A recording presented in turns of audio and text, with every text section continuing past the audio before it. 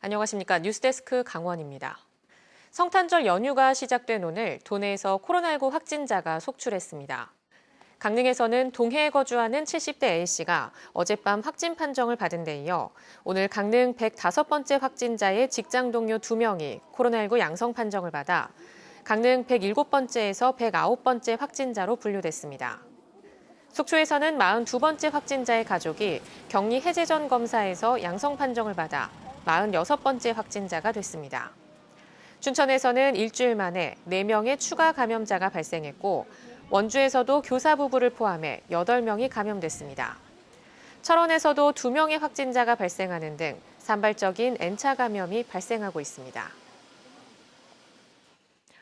코로나19의 올해 성탄절 성당과 교회의 모습은 한결 차분해졌습니다. 미사와 예배도 참석 인원을 제한하거나 비대면으로 진행했는데요. 연휴 첫날이지만 거리는 한산했고 주요 관광 명소는 폐쇄됐습니다. 홍한표 기자가 보도합니다. 마스크를 착용한 신자들이 거리를 띄우고 앉아 성탄 미사를 드립니다. 신부님과 수녀님을 비롯해 미사 진행에 필요한 최소한의 인원만 참석했고 대부분의 신자들은 유튜브 등을 통해 온라인으로 미사에 참여했습니다. 사상 처음으로 성탄 대축일 미사가 비대면 미사로 진행된 겁니다. 수많은 어려움을 겪은 모든 분들이 성탄의 기쁨을 통해서 위로와 힘을 얻어 이 시련의 시기를 잘 극복하게 되기를 진심으로 기도하겠습니다. 개신교 교회 역시 방역 지침에 따라 출입문을 굳게 닫고 대면 행사가 전면 중단된 만큼 성탄의 각종 행사를 취소했습니다. 대신 온라인으로 성탄 예배를 진행하며 기쁨을 나눴습니다. 많은 사람들을 위로하고 격려하고 새로운 소망을 불러일으키는 복된 성탄 되시기를 주님의 이름으로 간절히 축원합니다. 시내 도심지는 성탄 분위기가 살아나지 않았습니다.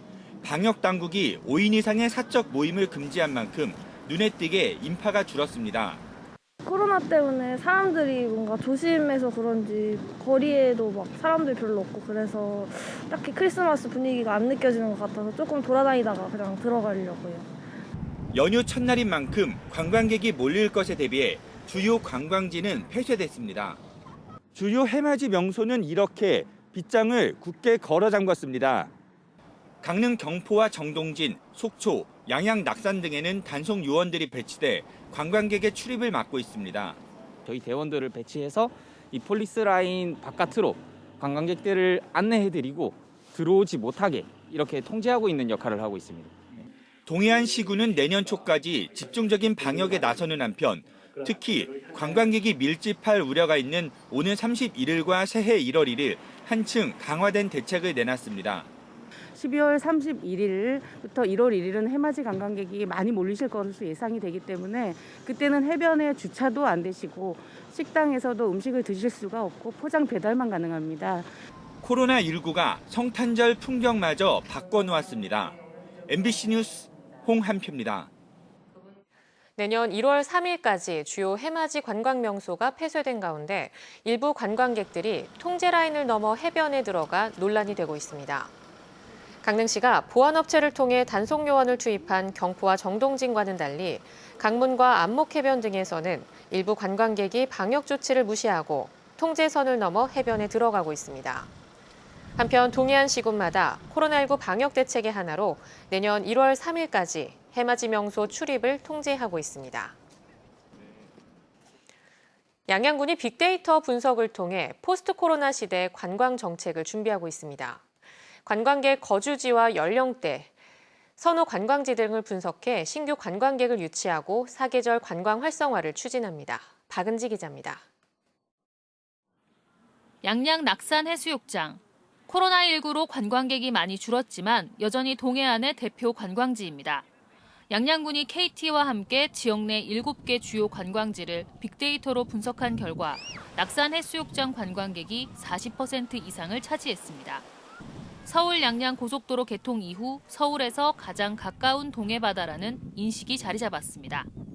동해바다가 좋으니까 또 겨울에 또 겨울바다 하면은 서울에서 뭐 남해 쪽으로 가긴 힘들고 이제 동해안으로 결정을 했죠.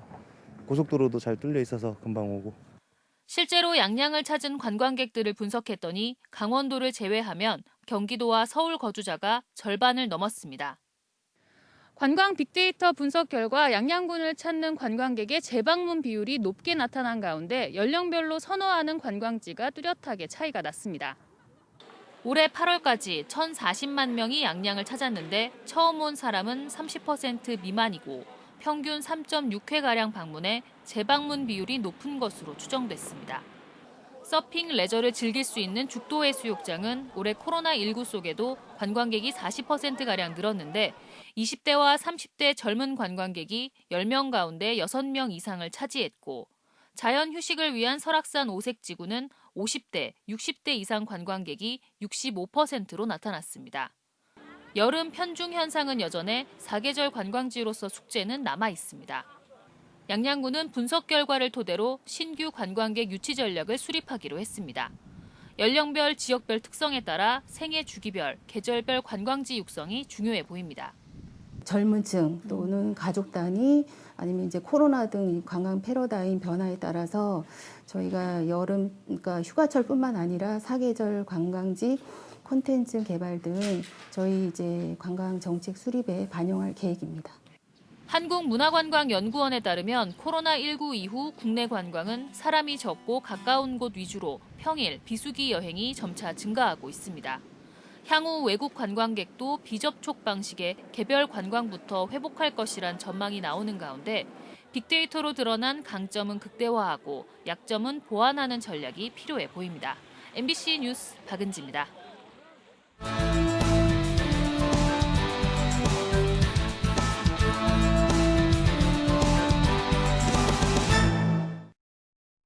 코로나19 여파로 강원도가 종무식과 시무식, 송년 행사를 비대면 방식으로 진행합니다.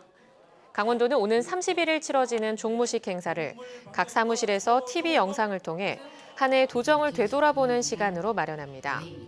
시무식 행사도 최문순 지사와 이호범 도청 노조위원장이 1일 DJ를 맡아 라디오 프로그램 형식으로 진행합니다.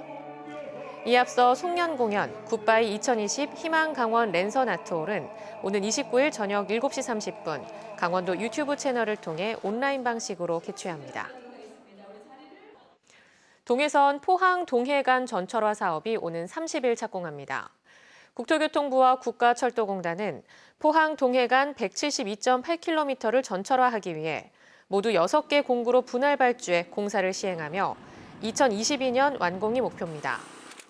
총 사업비는 4,662억 원으로 동해선 전철화 사업은 국가 균형발전 프로젝트 예비타당성 조사 면제 사업 중에서는 최초로 착공하게 됩니다. 속초해수욕장 연안 정비 사업이 이달 말 준공됩니다. 동해지방해양수산청은 지난 2015년부터 347억 원을 투입해 속초해수욕장 연안의 수중 방파제 390m와 해상 방파부두 등을 설치하는 공사를 오는 28일 완료한다고 밝혔습니다.